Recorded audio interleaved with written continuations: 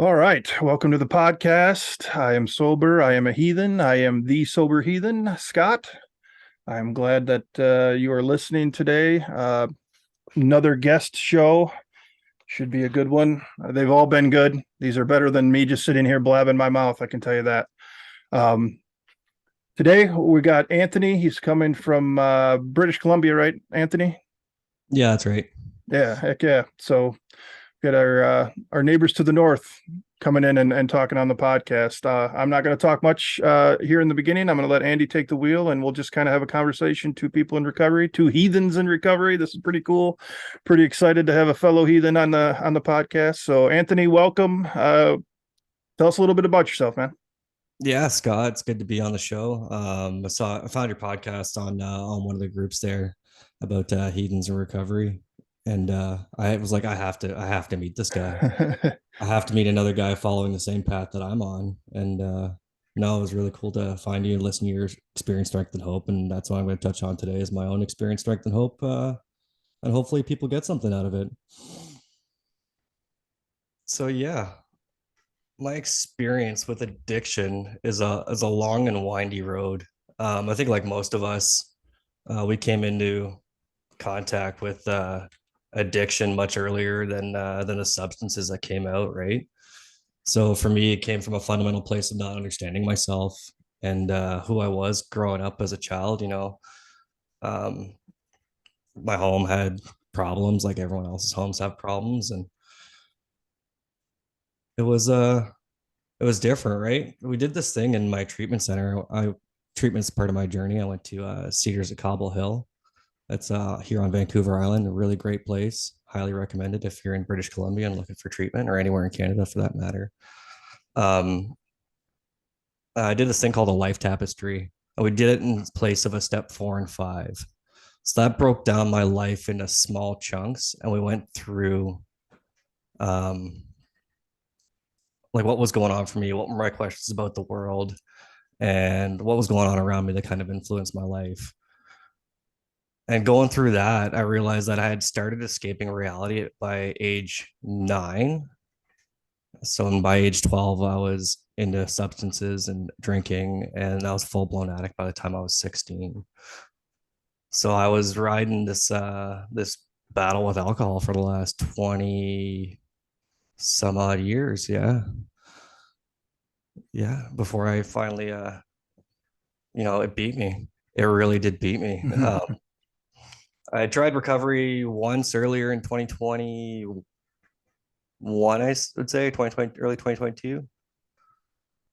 But I had about 4 months, and then I went out because I wasn't working my program, and I thought I'd run my own show. I'm working a 12-step program right now, AA. But what had happened was I had been partying it up on my relapse, or been partying it up, and then my second ex-wife found me on the floor in my apartment when she came to drop off my son. So that was not a good scene at all. She woke me up, took my kid away, and said I needed help. So I started going to AA because I didn't know what else to do. Was afraid of the God word like everyone else. Saw step 1, saw how it works, didn't listen to anything in the rooms. I was just showing up and staying abstinent, right? And we know now, like where we're at in our journeys, that just showing up and staying abstinent is not the way to do it. So I ended up going out again about 4 or 5 months into that period of abstinence. And when I went back out, it was just as bad, if not worse, than when I had come in the first place. Like your body doesn't forget where you're at in your addiction, right? Neurochemically, it's proven that um,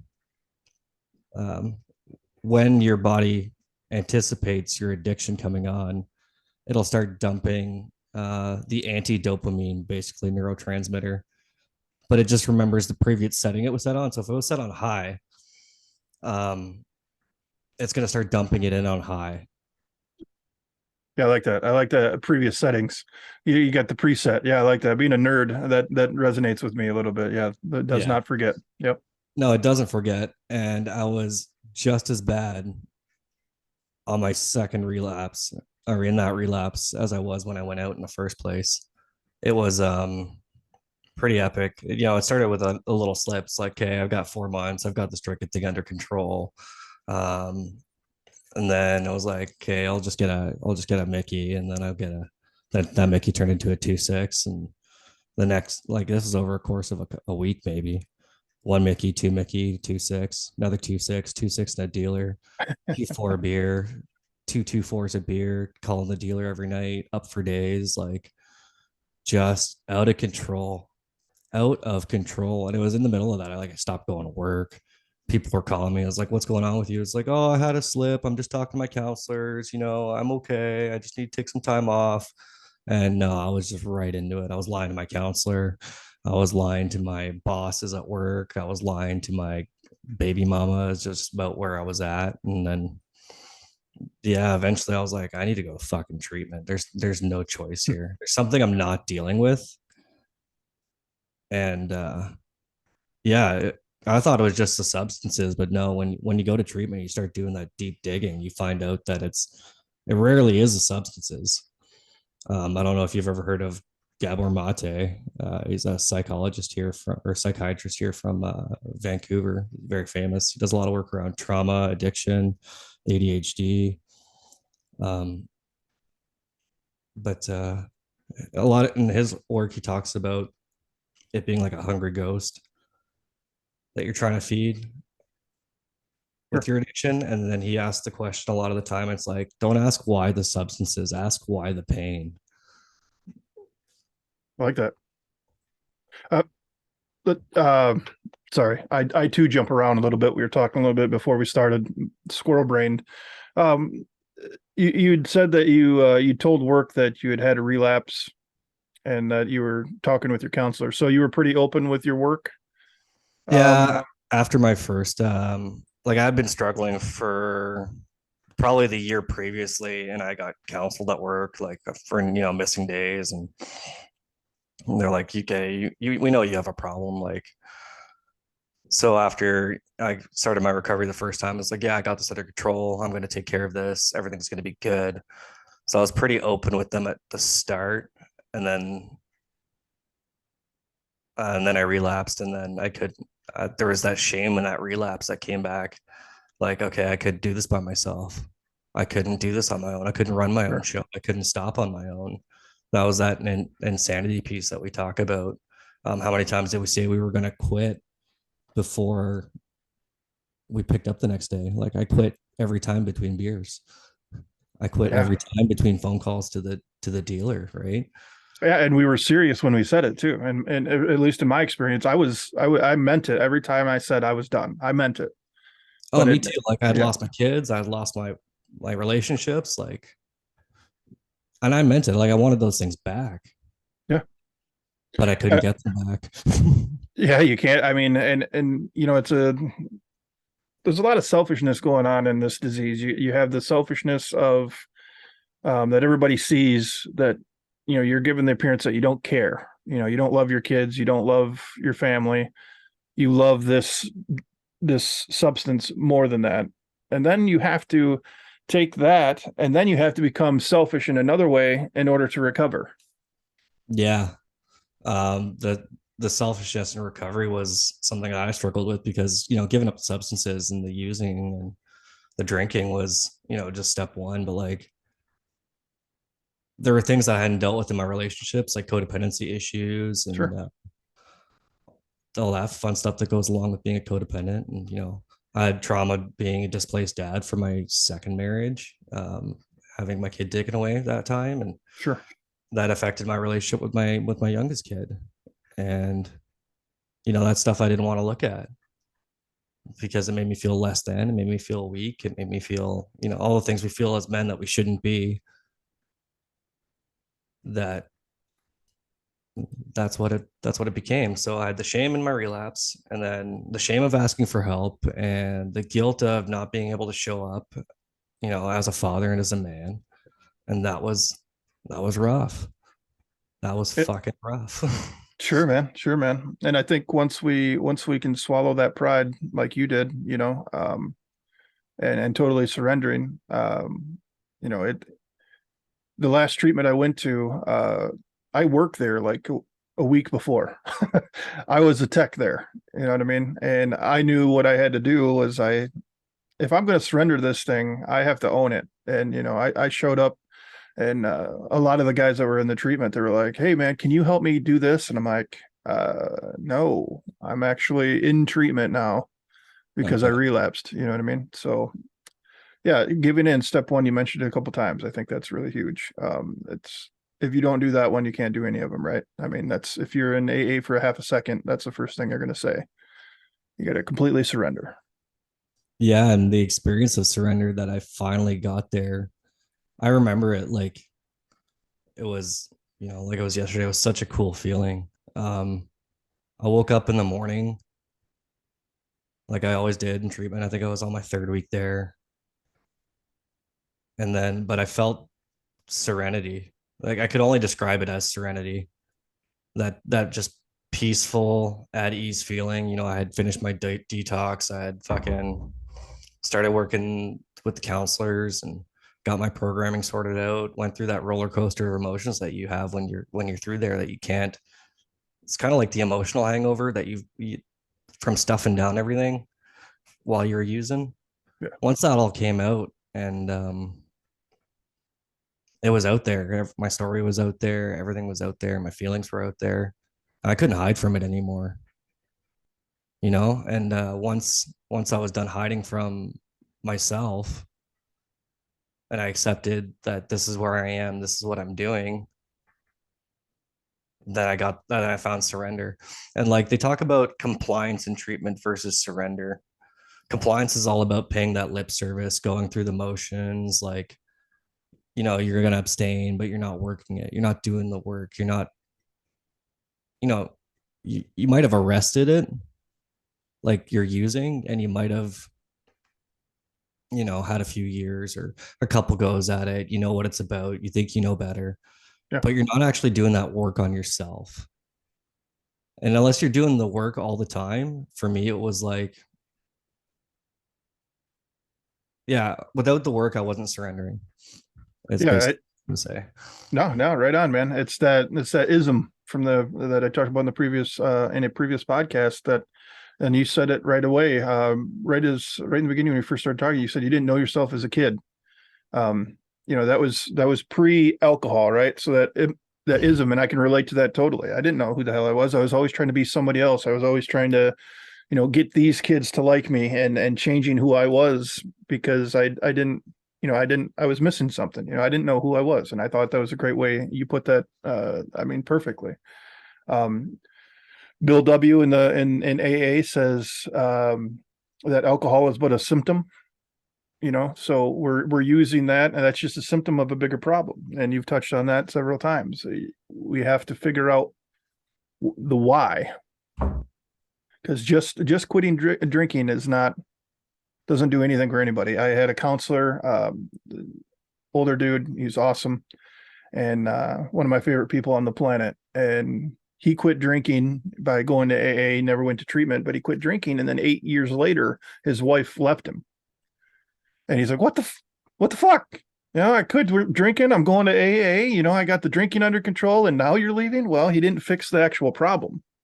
He got rid of the alcohol, but he didn't fix him and who he was and how he was behaving and going about things. Excuse me. Yeah, no, I feel that. I really do. Um, Especially that first after that first going into treatment.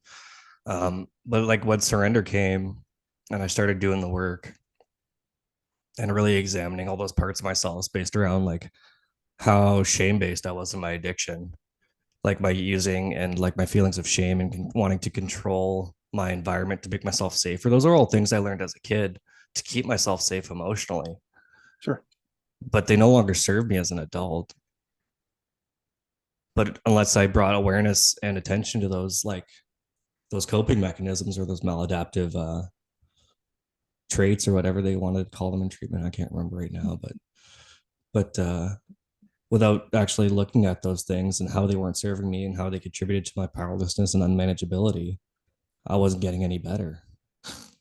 So right. So when you are open about these things and you're talking about it, do you feel like there's a huge weight lifted off your shoulders? Like you're not carrying this burden of secrets and shame? Is there like a for you, is there like a physical lightness that you feel? Just Yeah, curious.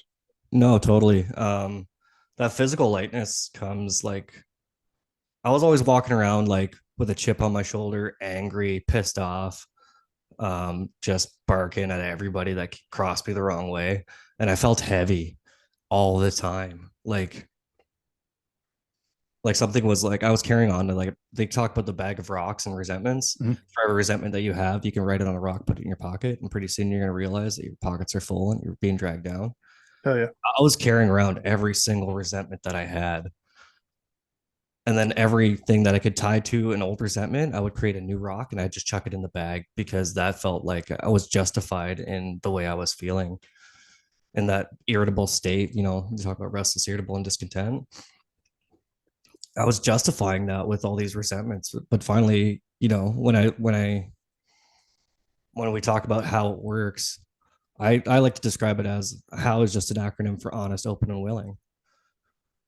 If I'm not honest about how I'm feeling or what my story is or everything that I've been through, then I'm just lying to myself. If I'm not open to the program and the spiritual principles of the program, then I'm not going to receive the gifts. And if I'm not willing to do the work and the hard work on myself,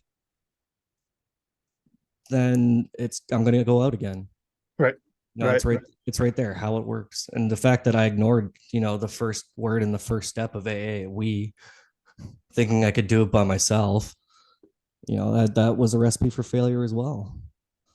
So it wasn't until I started doing that work and unburdening myself from all the shame, guilt, and resentments that I had, um, that I couldn't feel that lightness. But I found it now. Yeah. It's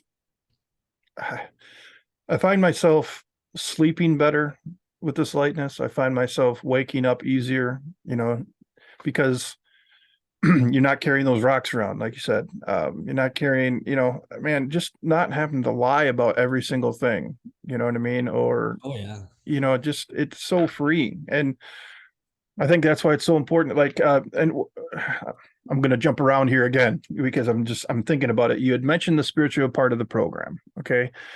With both of us, recognizing ourselves or labeling whatever. I don't label is probably the wrong word, but I'm a heathen. You're a heathen. You know what I mean? Yeah. People hear spirituality and they think, oh, these guys, how are heathens spiritual?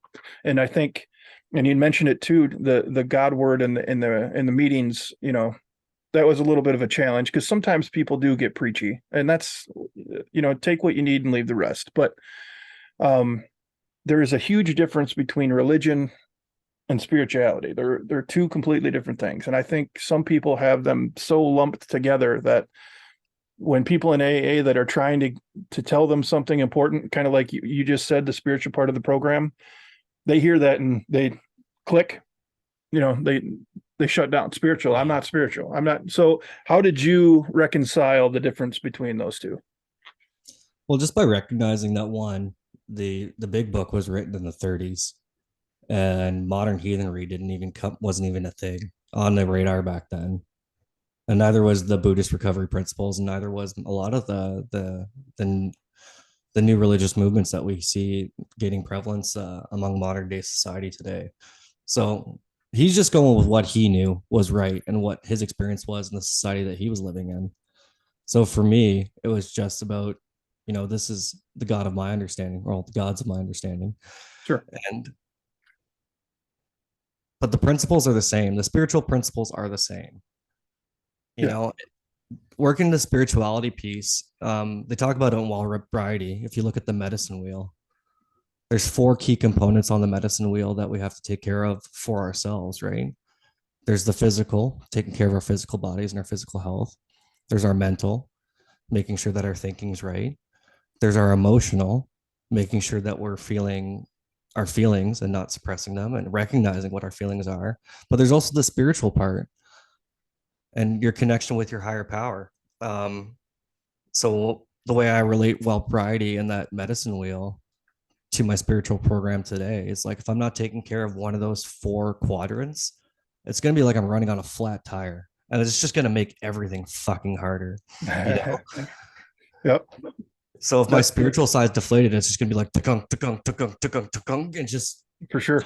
chunking along. But just recognizing that, everyone has their own religion or spiritual principle, which is fine. The steps talk about is of our understanding or my understanding. You get to pick what's your good orderly direction, or you're growing or dying. Yeah. Like God is just the word we use to all link that all together. But what it means to you is, your own.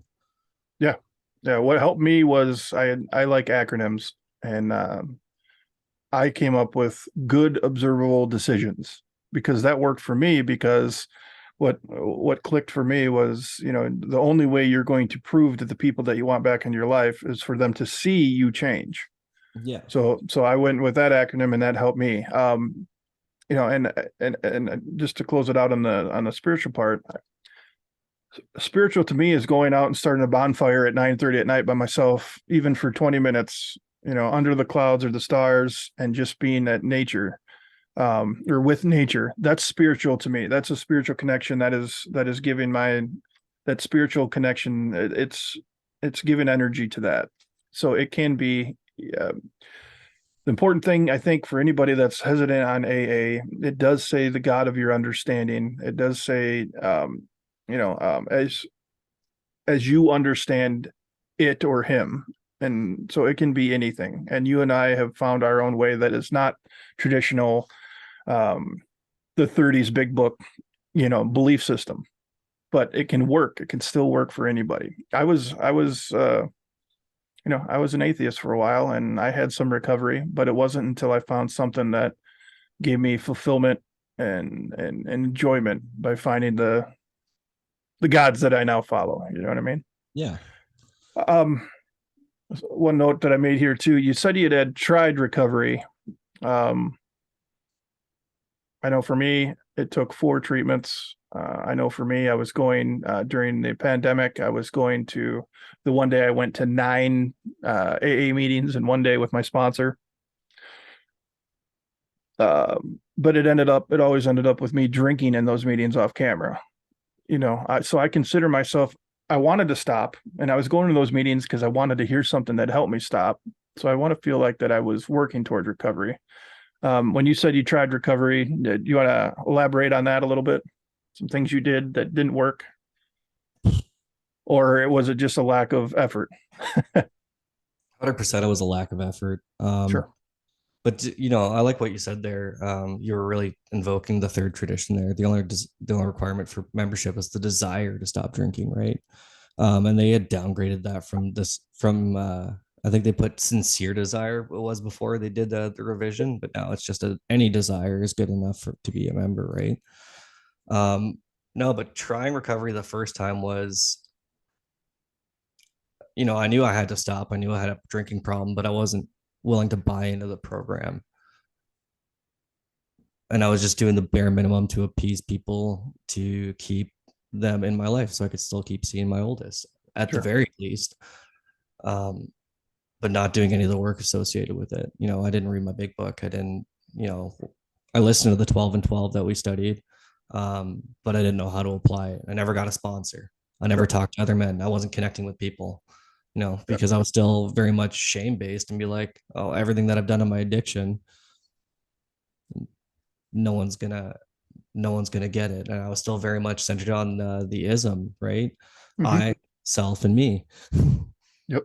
That egotistical part of myself where um, I just couldn't let that part of me go. I didn't want to. Like I wanted to stop drinking, but I didn't want to let that part go either. So that blocked me from actually achieving that state of surrender in the program. Yeah, I mean, for me, I continually told myself that I needed to have alcohol to some extent to be the cool dad, to be um, I'll be quite honest, the better lover with my female, to be able to speak in online meetings. I needed a little bit of alcohol. I couldn't possibly give it up completely. I would never be me again if I didn't give it up. if I give it up completely. Yeah, and I think it works for some people, but for when I was trying that first go at recovery, I put myself on the marijuana maintenance plan. Mm. I tried So that. yeah, so I was still using Yeah, mind altered substances, and the NA program talks about any and all mind altered substances, but sure. so it depends what program you're working and what works for you in recovery as an individual, right? Like I know people who are very successful in the MMP, being Yeah, sober. And yeah, that works yeah, for them. For me, it kept me stuck in anxiety and depression while I was trying to not work my program, right? sure. But all it did for me was get me really stoned and really drunk because I just went back to the alcohol anyway. So I remember doing meetings. My sponsor, he tried, man. He tried. He would be on Zoom with me all the time. He lives in a different state. And I told him, I think I'm going to try pot.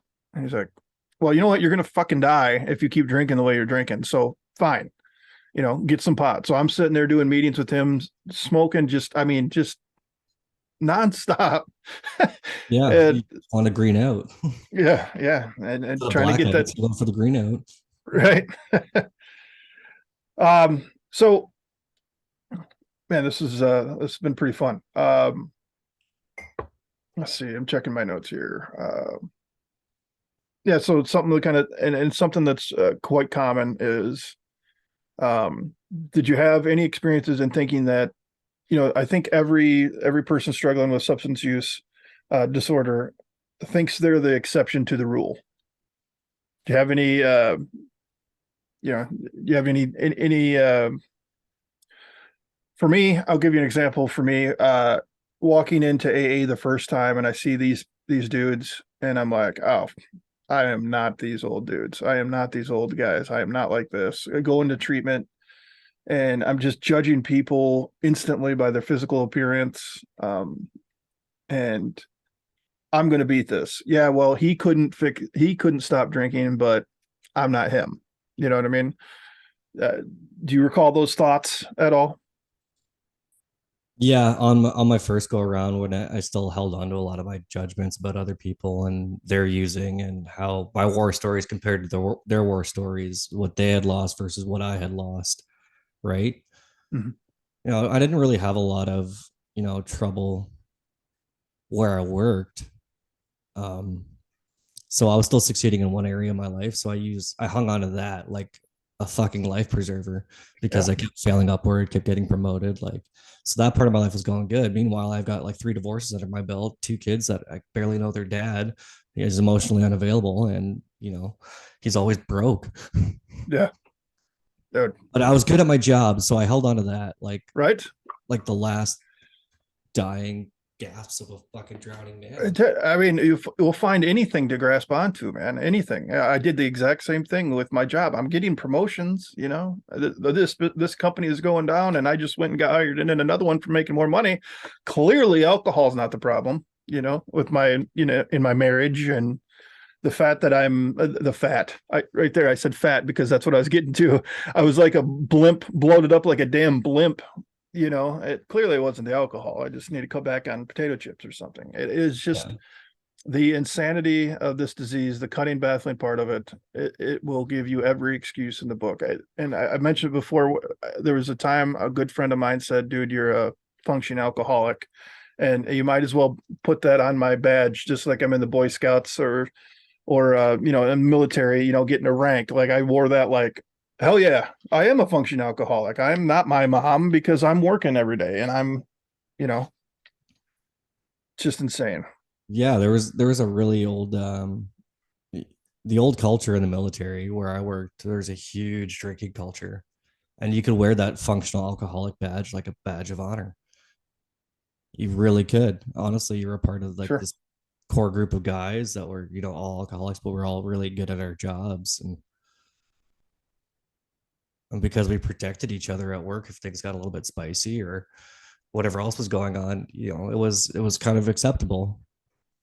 Yeah. In the military, it's tried to threaten to send me to treatment since I was 20. I'm turning 34 tomorrow.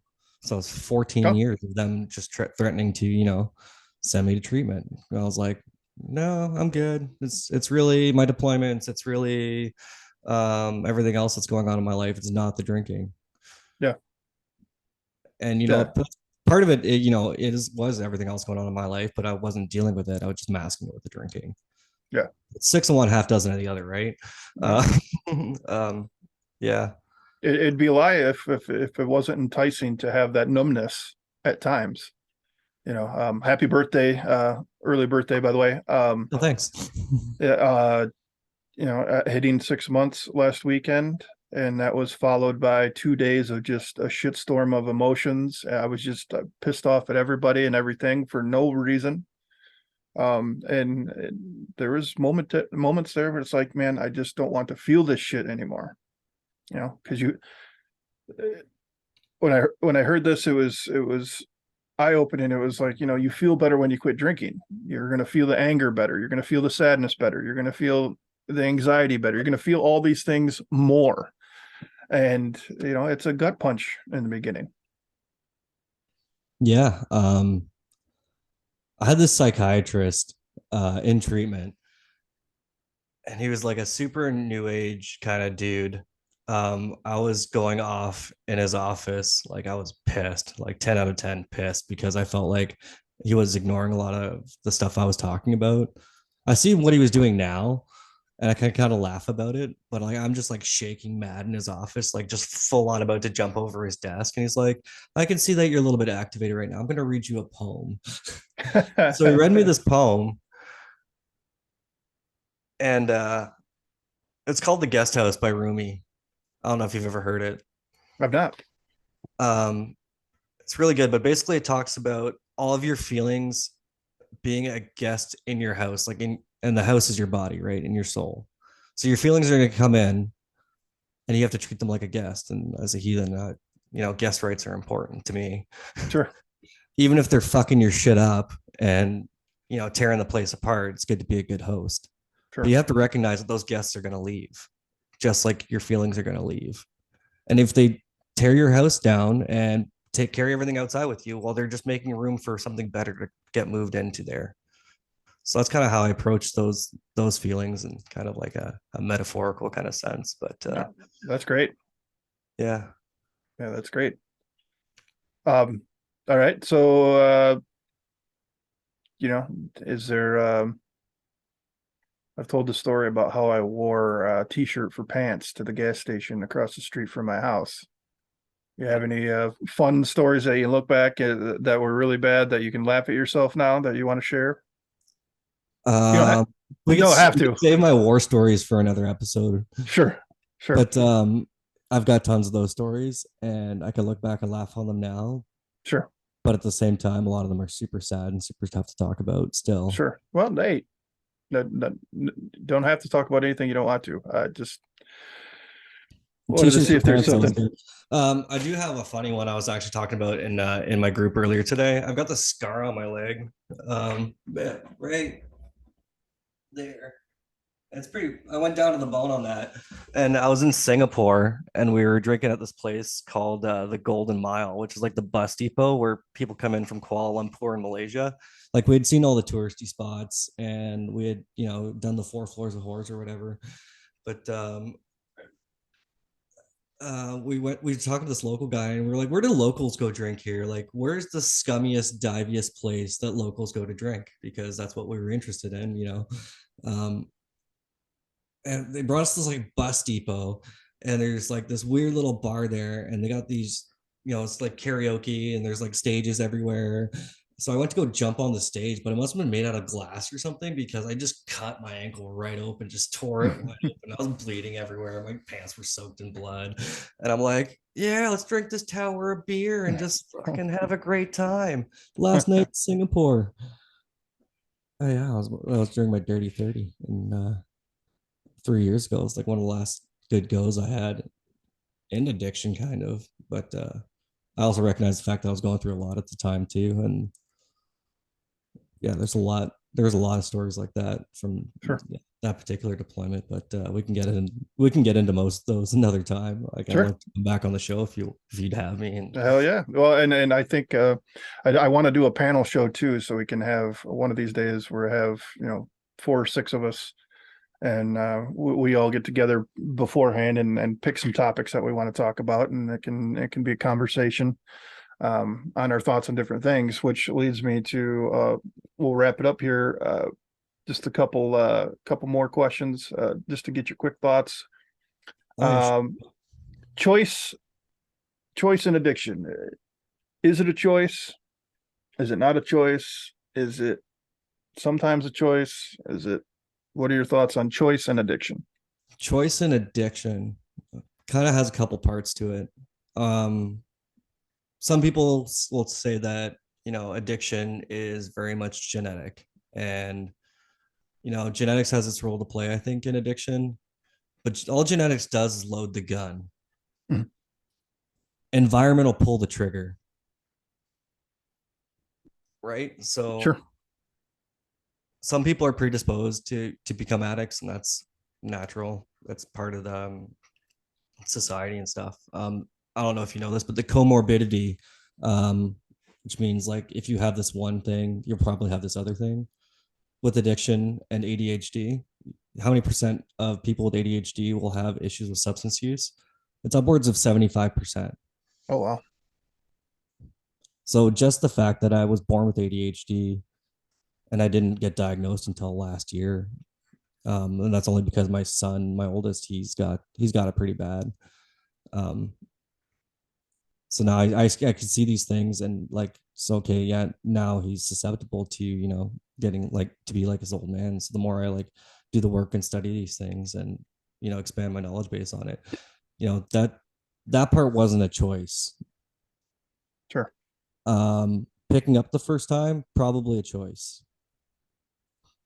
Picking up every other time to cope, not a choice. Yeah, I believe that we have a choice to some extent, and I like your reference of, the gun was already preloaded because of genetics. I like that. Um, but I think once it gets to a certain point, choice is no longer an option. The day that I was supposed to pick up my son and take him to his baseball game, and I pulled into the driveway, and his mom would always come out to make sure that I wasn't drunk. He comes out, coming down the stairs with his bag, and she took one look at me and was like, no. And, he's the look on his face, and she drag him back in the house, and I have to take off. I knew I had to pick him up. I knew days beforehand. I was excited to go to his game as usual. And I didn't want to drink, but as Bill W. talks about, found myself pounding on the bar. How the hell did this happen again? And more often than not, I would make the decision to not do it, and then next thing I know, I'm a pint in. So at some point, the choice is taken away from us. But it's being willing, and it's really hard to do, I think, to be willing to examine those inner demons that you talked about, those things that you're dealing with as a child. So I think, connection is the opposite of addiction. And even somebody that doesn't have an addiction, even a younger child, to be willing to let your kid, talk to you, to have that open communication. And even if it's hurtful to you, you just have to, I mean, keep those lines. Everybody needs an outlet, man. And if you don't have an outlet to talk to somebody about it, you're going to turn to something that's going to make it feel better one way or another. And Yeah, 100% agree with that. sure. 100% agree with that. So we'll close it on this one. So with your experience and what you've been through now, somebody that is, they're either thinking that they're struggling with addiction, or they know they are, um, and they come to you for advice on what to do next, what would you tell that person that's struggling? Oh man. If you think you have a problem, you probably have a problem. You're just lying to yourself. So Sure. think about think about why you're doing the things you're doing and sit with that for a while. And then see if you can, be comfortable with that choice. Like, and after you're done doing that, start doing some research. What's your problem with? Is it with alcohol? Is it with coke? Is it with codependency? Is it with, trauma? What's going on underneath your using and why you have to escape? And then once you have a better understanding of why, find a program that works for you. Sure. And there are about 1 million programs to help people get over different things, right? We have Well There's, Variety, we have AA, we have NA, we have CA. You know, if it ends up with an anonymous, I probably qualified for it. You know, um, those are 12-step programs, but we also have Smart Recovery, and Smart has is full of great tools that you can use not only yeah, for recovery but for just day-to-day life, finding that work-life balance, finding that, you know, how to set a goal properly. Most people don't know how to set smart goals. I was just talking about this yesterday with my counselor. Short-term goals seem way harder. I was telling him I'm 41.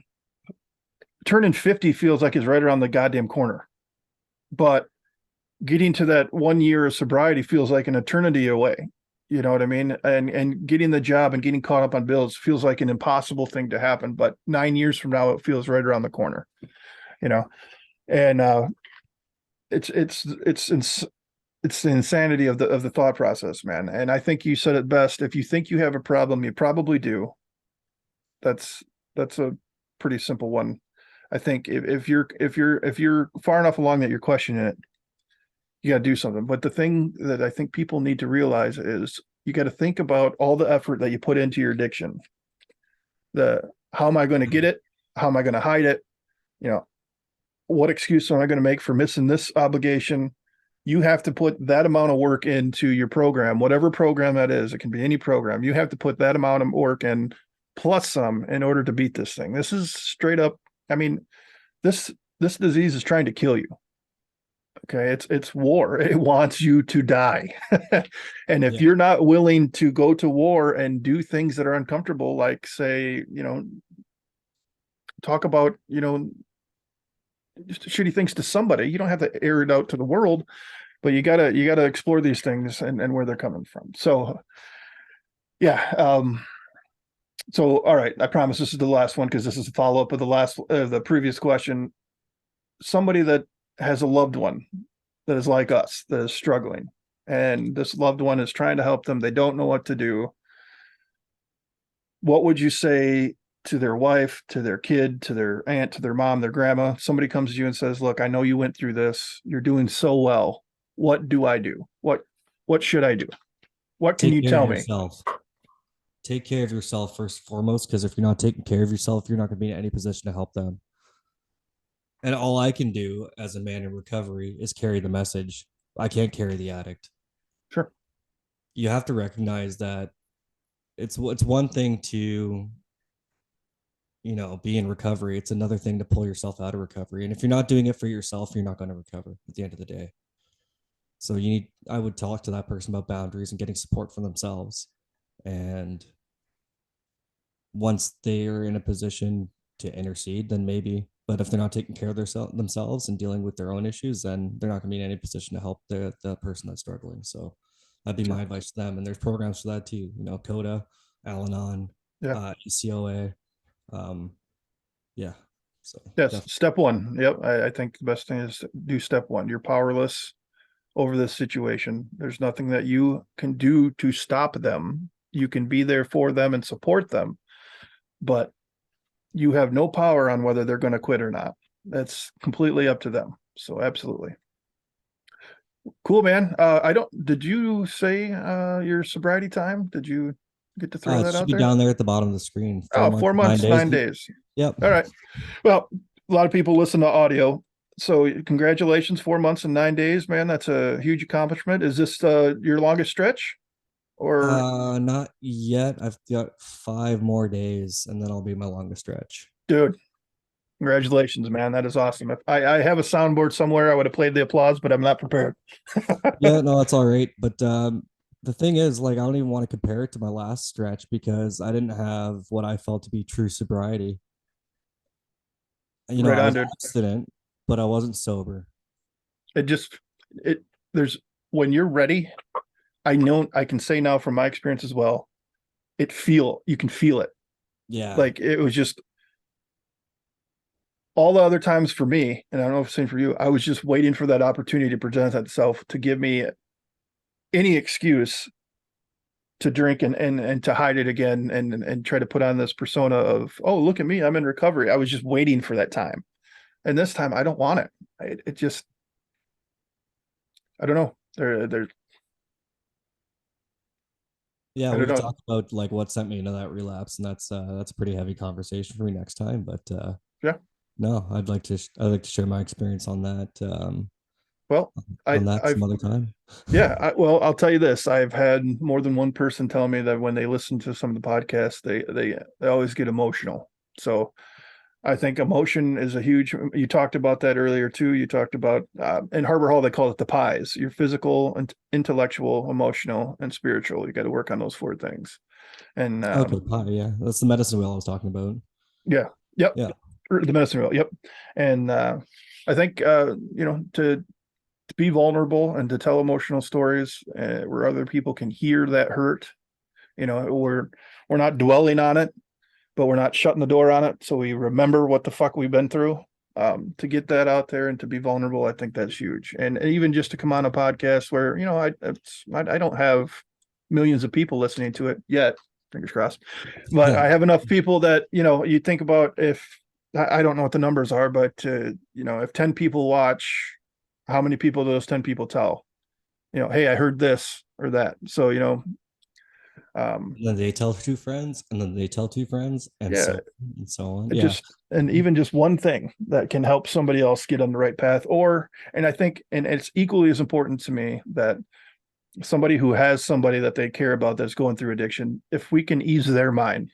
I know it's hard to watch somebody struggle and lay there on the couch or, puke their guts out or find out they're in the hospital or whatever. That's still going to be painful, but to have that relief that, there is hope, whether they're ready to accept, the help or not, yet there is hope that it can happen at some point. And all you can do is love them and keep going and set your boundaries, telling them no is still loving them. You know what I mean? It's okay to tell them no. And for the love of God, the one thing that I keep saying, if you have somebody that's in addiction, don't hand them cash oh ever. God, yeah. Just I've made that go. mistake a few times since getting out of treatment. Like people would hit me up and be like, "Hey, I need this bill paid or that bill paid," and then I didn't really think about it. I was like, "I'm doing great in my recovery. You know, I remember them from treatment. They were good to me, so I had no problem opening my wallet." And then they kept coming back for more money. I'm like, "Okay, no, I could see what's going on here now." I felt really bad because I got taken for a ride in that way. Yeah. Um, more than once, but like, I was just wanted to help. Step 12, right? Yeah. Well, and I wonder if you would have just paid that bill directly for them, I if they should would have have. kept, if they would have kept coming back. That's what I'm saying. Like, help them, but just pay the bill or take them to the grocery store or, you know what I mean? People that have loved ones in this thing, they can still help. But you don't hand them the money that they can then turn into, Drugs and alcohol. Yeah. dude. Yeah. So, well, Anthony, man, this was awesome. I definitely want to do it again if we can. Really appreciate you, man. It's great to have a fellow heathen on the Sober Heathen. Your first one, the first heathen to join me on here. Anything else you want to throw out there before we part ways for today? Just like and subscribe to this video, help support my friend Scott's channel, and we'll Thanks, see you man. next time. All right, man. This is awesome, dude. There's we talked about the dopamine that you get from use or whatever. The dopamine's high right now. I got to go work out or something. I got to go do something because it feels good doing this stuff. So, thanks again, my friend, and we will stay in touch and we will do this again. Awesome. I look forward to it, man. All right. Take care, buddy. You too, Scott. Bye. Bye.